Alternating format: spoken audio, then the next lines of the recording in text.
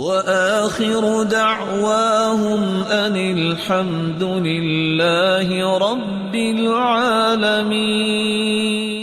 ابو ایوب انصاری رضی اللہ تعالی عنہ روایت کرتے ہیں، رسول اللہ صلی اللہ علیہ وسلم کے متعلق، عرض اعرابی لرسول اللہ صلی اللہ علیہ وسلم وهو فی سفر، اللہ کے رسول سفر میں تھے، ایک دیہاتی سامنے آ گیا، فاخذ بخطام ناقته، اس نے آ کے اللہ کے رسول صلی اللہ علیہ وسلم کی اونٹنی کی مہار کو پکڑ لیا، او بزمامها، یا اس کی زمام کو پکڑ لیا، ثم قال یا رسول اللہ، پھر کہنے لگا اے اللہ کے رسول صلی اللہ علیہ وسلم، اخبرنی بما یقربنی من الجنہ وَيُبَاعِدُنِي عَنِ النَّارِ، مجھے ایسے اعمال کی خبر دیجئے جو مجھے جنت کے قریب کر دے اور جہنم سے دور کر دے۔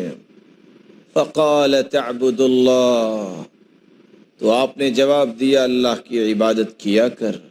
وَلَا تُشْرِكُ بِهِ شَيْئًا، اور شرک نہ کرنا، وَتُقِيمُ الصَّلَاةَ، اور تو نماز قائم کر، وَتُؤْتِيَ الزَّكَاةَ، اور تو زکوٰۃ دیا کر، وَتَصِلَ الرَّحِمَ، اور رشتہ داروں سے اچھا سلوک کرنا، دَعِ النَّاقَةَ،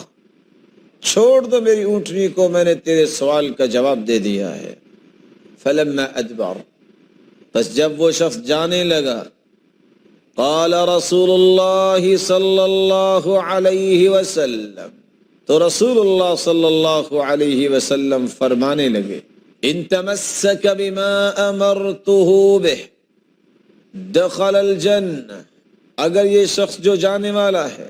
ان نصیحتوں پہ غور کر لے کہ میں نے عبادت کرنی ہے تو اللہ کی کرنی ہے، میں نے کسی کو شریک نہیں ٹھہرانا، میں نے نماز کو قائم کرنا ہے، میں نے زکوٰۃ کو ادا کرنا ہے، اور رشتہ داروں سے اچھا برتاؤ کرنا ہے، اگر ان نصیحتوں پہ غور کر لے اور ان پہ تمسک اختیار کر لے، ان نصیحتوں کو مضبوطی سے تھام لے،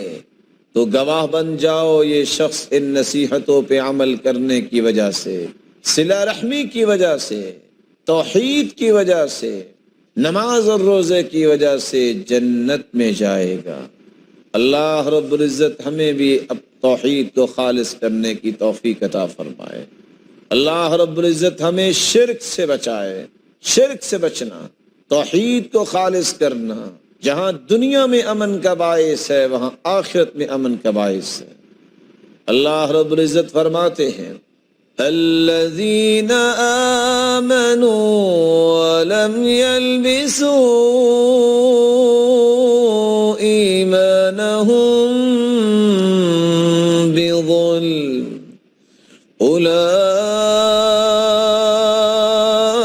اولئک لهم الامن وهم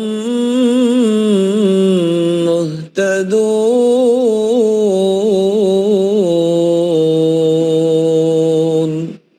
جو ایمان لانے والے ہیں اور اپنے ایمان میں شرک کی آمیزش نہیں کرتے، اللہ نے امن انہی کے لیے رکھا ہے۔ اللہ رب العزت نے ان کے لیے گواہی دے دی ہے کہ یہ ہدایت یافتہ ہے۔ اللہ رب العزت ہمیں توحید کو خالص کرنے، نماز کی پابندی کرنے، زکوٰۃ کو ادا کرنے اور صلہ رحمی کی توفیق عطا فرمائے اور جنت الفردوس کا مستحق بنائے۔ وآخر دعوانا الحمد للہ رب العالمین۔